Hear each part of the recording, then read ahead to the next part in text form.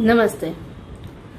Reporter दीदी आपका बहुत बहुत स्वागत करती है, बहुत प्यार से स्वागत करती है। आपने हमेशा देखा होगा कि मैं जब भी बात करती हूँ कि लड़कियों के बारे में बात करती हूँ, महिलाओं के बारे में बात करती हूँ, लेकिन बहुत दिन से, बहुत सालों से आप कह सकते हैं कि मेरे अंदर ये जो चीज़ चल रही थी कि सिर्फ लड़कियाँ ही क्यों, हम लड़कों के बारे में बात क्यों नहीं करते हैं।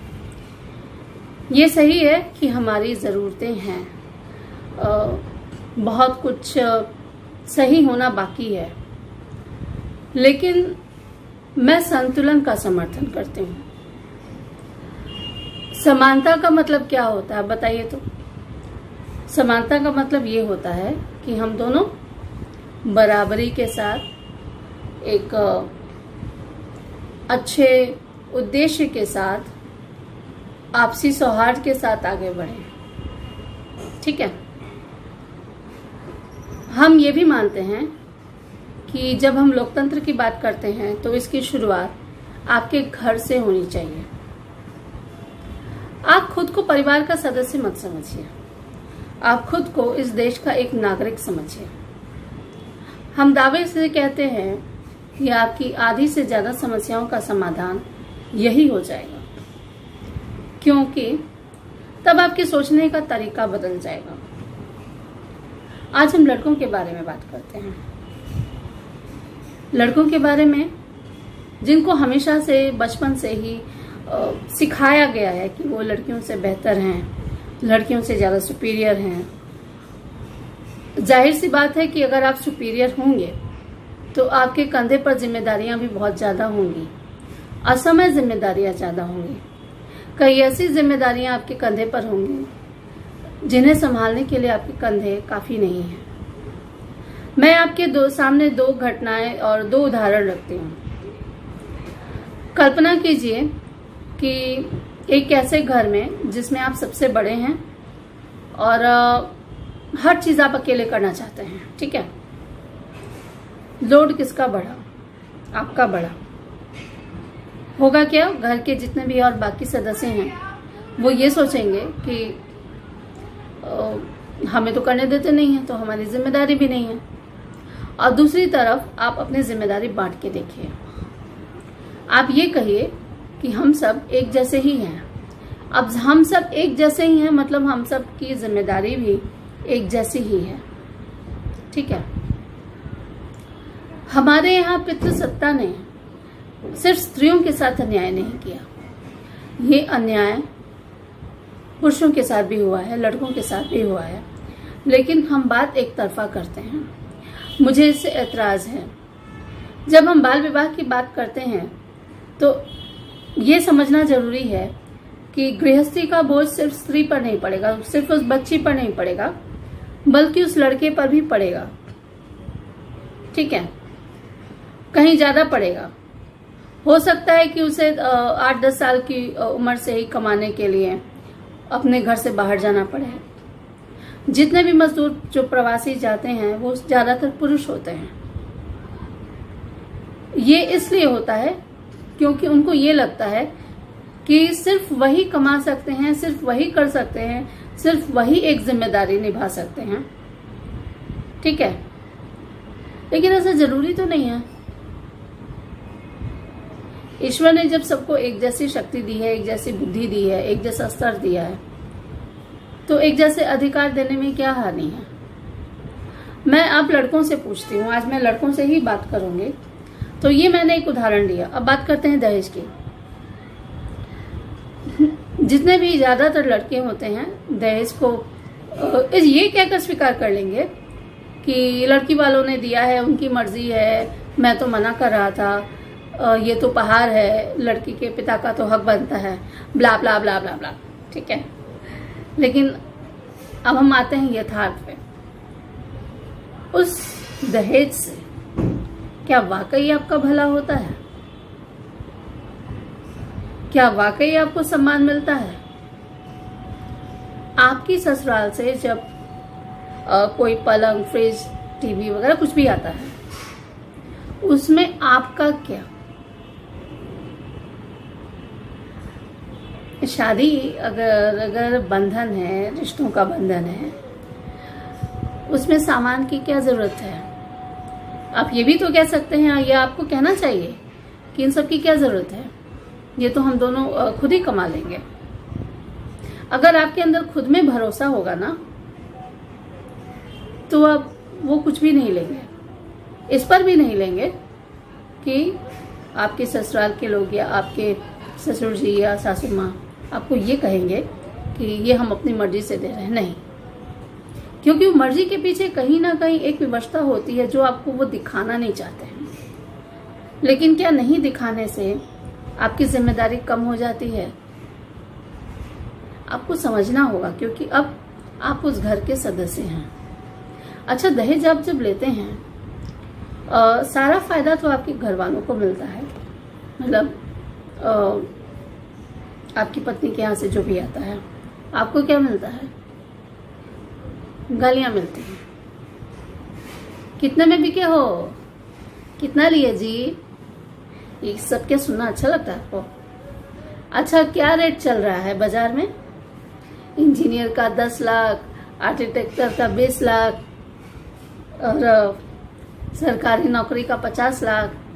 ये सब सुनना क्या आपके आत्मसम्मान को, आपके आत्मविश्वास को चोट नहीं पहुंचाता? आपको तकलीफ नहीं होती? क्यों?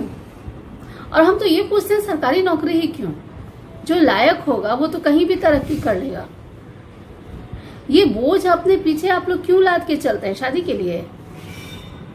आप लोग इतने प्रतिभावान हैं, इतने होनहार हैं, इतने युवा हैं, आप में इतनी क्षमता है कि अगर आप परिश्रम करें, आप में क्रिएटिविटी है और आप उसको सही दिशा में ले जाएं, तो आप कहीं से भी कमा सकते हैं। तो ये सरकारी नौकरी का मतलब ये चक्कर क्यों है?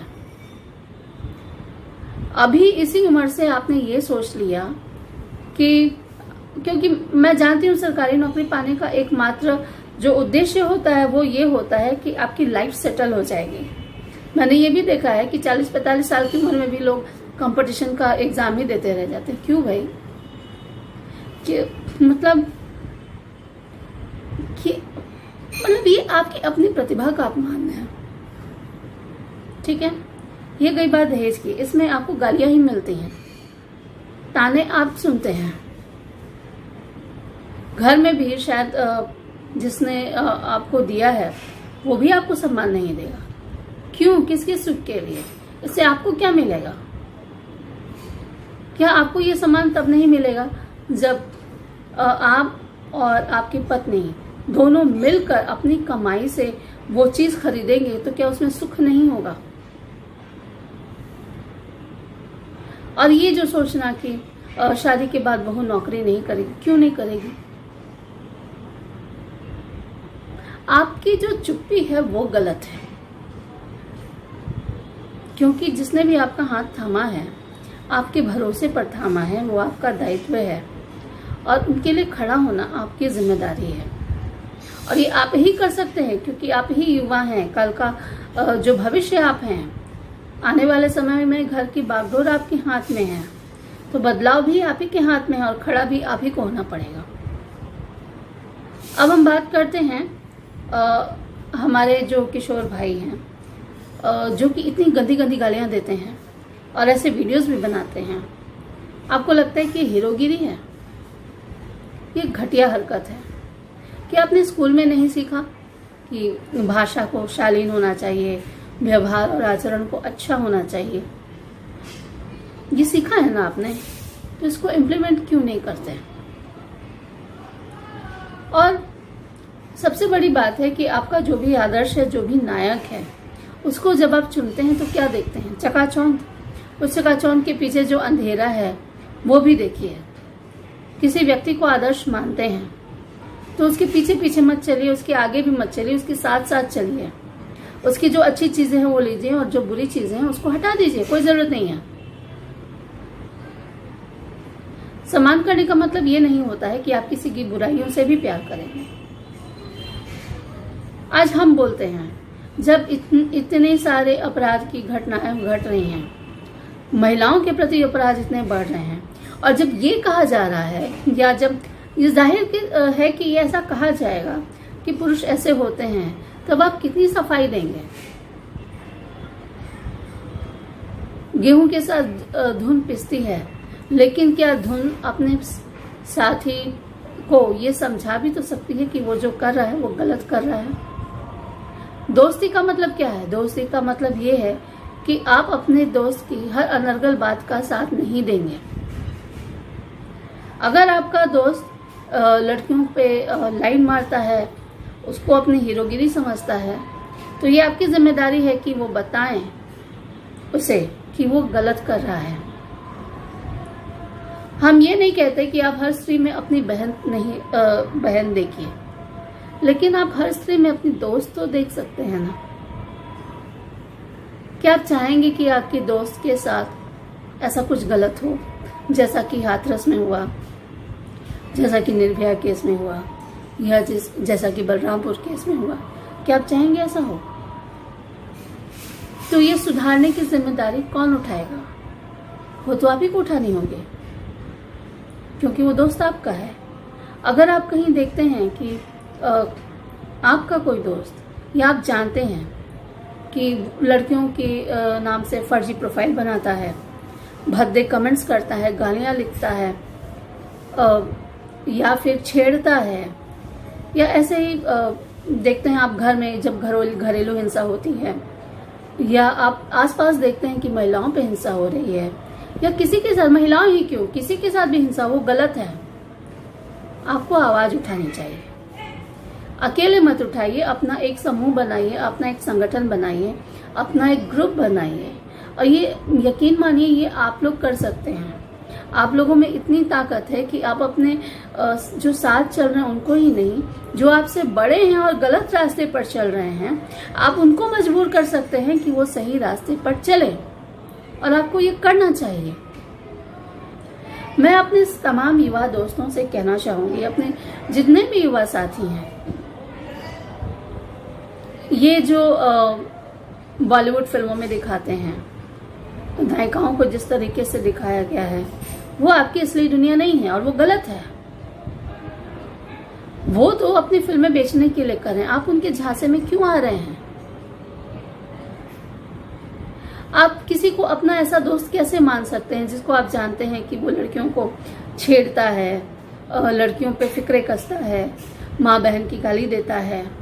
ऐसा व्यक्ति आपका दोस्त कैसे हो सकता है? नकल करता है, या हफ्ता वसूलता है, या किसी गलत रास्ते पे चल रहा है, आप ऐसे किसी व्यक्ति को दोस्त अपना कैसे मान सकते हैं? मैं सच कहती हूँ, जिस दिन आप में से हर एक ने, चाहे वो आपका दोस्त हो, भाई हो, कोई बड़ा हो, चाहे किसी हो, जिस दिन आप खड़े हो गए ना, आप देखिएगा ये सारी घटनाएं खुद ब खुद खत्म हो जाएंगी। बदलाव आपके हाथ में है। सामाजिक कुरीतियों का परिणाम आपको भुगतना पड़ रहा है। वाई सुपीरियर, इसकी जरूरत क्या है? हम साथ चलकर भी तो अच्छे बन सकते हैं, हम अच्छे दोस्त हो सकते हैं। क्यों दोस्तों में क्या प्रेम कम होता है? प्यार का एक मतलब दोस्ती भी होता है। You don't need to be boyfriend और हस्बैंड। नहीं, ये गलत तरीका है, ये आपको गलत सिखाया गया है, गलत बताया गया है। दोस्ती से अच्छा रिलेशन कोई नहीं है। दोस्ती, बहनापा, भाईचारा, इसको अपनाइए। ये आपकी जिंदगी है। मैं चाहती हूँ कि आप खुल के बात कीजिए, और अगर आपको कुछ ऐसा लगे जिससे आप कहना चाहते हैं, नहीं कह पा रहे हैं, तो आपका स्वागत है। आप लिखिए, शुभचिता में लिखिए, अपने दिल की बात कहिए। देखिए, हम मिलेंगे और आप मिलेंगे तो कोई ना कोई रास्ता तो जरूर निकलेगा। और देखिए, अंत में जीत हमेशा अच्छाई की होती है, अच्छाई की ही होगी। अगली बार एक नई विषय वस्तु के साथ फिर आपसे ही बात करूंगी। मैं कुछ समय तक या हमेशा ही मैं जो भी करती हूँ वो नॉर्मल होके हर दृष्टिकोण से बात करती हूँ, लेकिन आज ज़रूरी था कि मैं लड़कों से बात करूँ। मुझे बताइएगा, मतलब ये बताइए कि आपको क्या फील होता है जब आप सुनते हैं कि इस तरह की घटना हुई है, और एक लड़के के रूप में आपकी क्या प्रतिक्रिया होती है? क्या ये काफ़ी है? आपके पास समाधान क्या है, आप किस तरह से कोशिश कर रहे हैं, अपने छोटे छोटे प्रयासों से हमें अवगत कराइए। हम सब साथ मिलके ये जंग जरूर जीतेंगे। बहुत बहुत धन्यवाद, बहुत बहुत नमस्कार। खुश रहिएगा, लिखते रहिएगा।